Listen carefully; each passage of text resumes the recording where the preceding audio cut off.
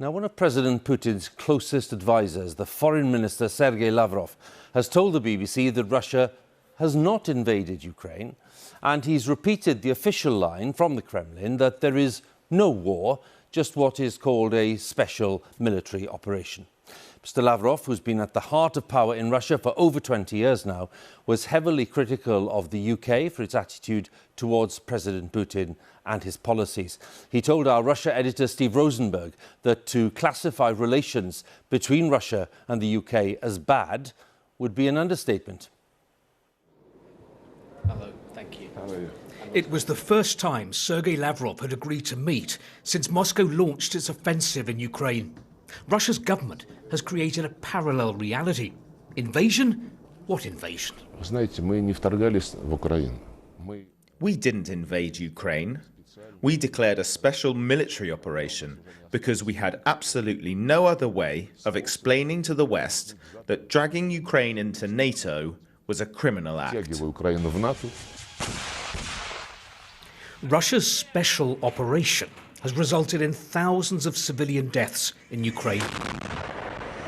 Moscow claims it's protecting Russian speakers and fighting Nazis.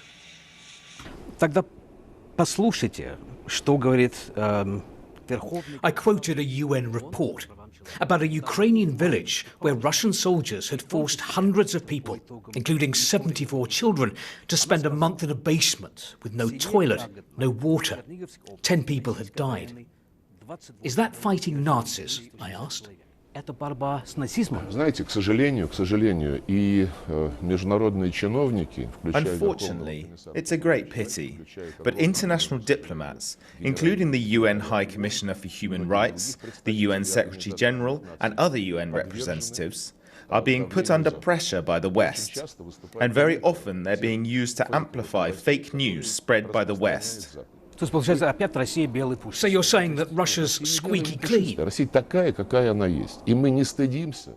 No, Russia is not squeaky clean. Russia is what it is, and we are not ashamed of showing who we are. And what of the two British men sentenced to death by a Russian proxy court in rebel-held eastern Ukraine? Aidan Aslin and Sean Pinner had been fighting for Ukraine. I tell Mr. Lavrov that in the eyes of the West, Russia is responsible for their fate. Вы не считаете, что этот смертный приговор? Глаза Запада не интересуют вообще. I am not interested in the eyes of the West at all. I'm only interested in international law. According to international law, mercenaries are not recognized as combatants. But they're not mercenaries. They served in the Ukrainian army. Это должен определить суд. This should be decided by a court. You think the court's independent Я there? убежден, что там независимый суд. А вы считаете? I'm convinced there are independent courts there.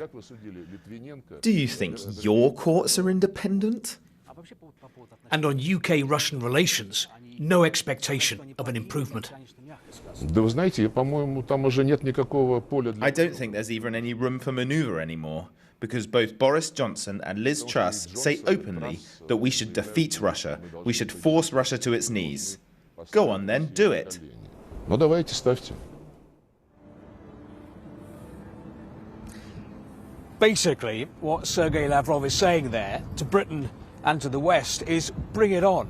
Nearly 4 months after the invasion, the Russian authorities are defiant, they are determined, and they are dismissive of their critics.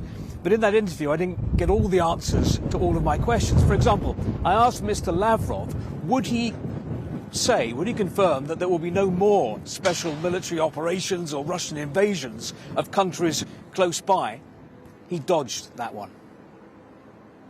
Steve, many thanks again for that powerful exchange with Sergei Lavrov. Steve Rosenberg, our Russia editor.